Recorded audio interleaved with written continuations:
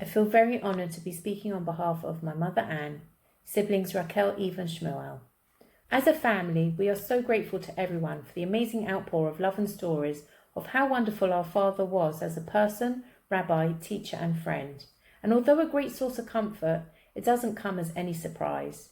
I was always fortunate enough whilst he was still with us to meet people who were willing to tell me how they knew him, how special he was. They would ask me to pass on a message thinking that he wouldn't remember them, but amazingly he always did. He had a memory bank for people, facts, languages, Torah and history, you name it. Most people use Google. We had Rabbi Saba.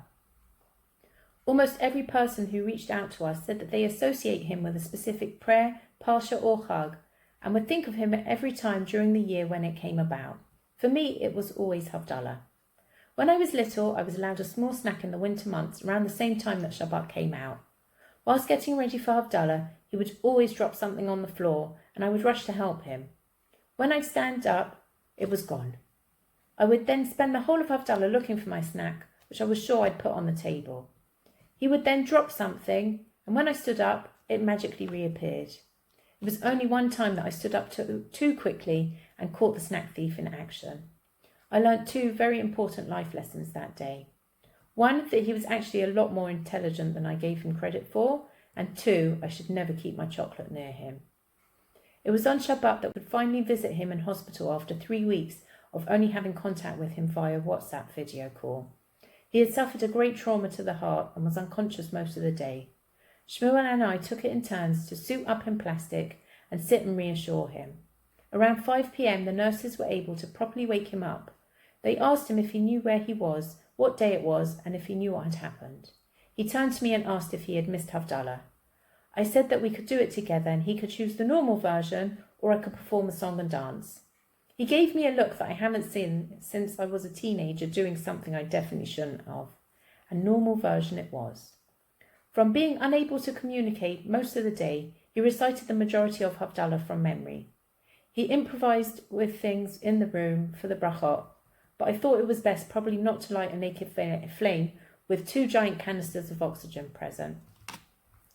Havdalah is the Hebrew word for separation, and it is the verbal declaration made at the end of Shabbat or a Chag to separate the holy from the normal week.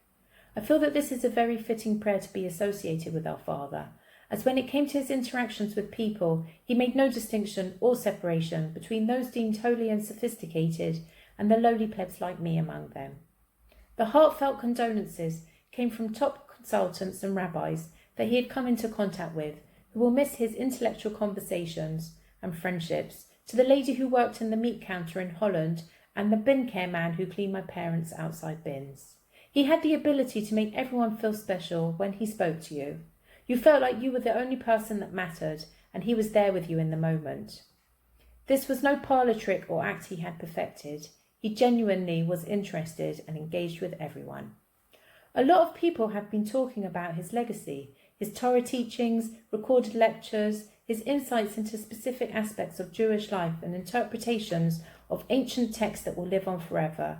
I would like to think that we can also learn a lot from the way he treated people and try to take this upon ourselves. In a time where human contact is so limited, we should all think about the way in which we can make someone's day a bit brighter. It costs nothing to be kind and considerate, to ask someone else how their day is and if they are okay. We tend to stay in our comfort zone and chat with our friends and those that we have known for a long time. And even then, we sometimes think of something we could say or should say to someone we haven't spoken to for a while, and then in a split second, our attentions are back on the snack cupboard, thinking about how many things we can eat before the school run. Or that just might be me.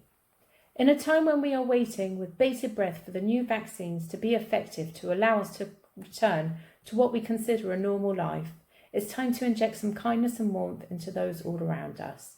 Tehei menuchato kavod.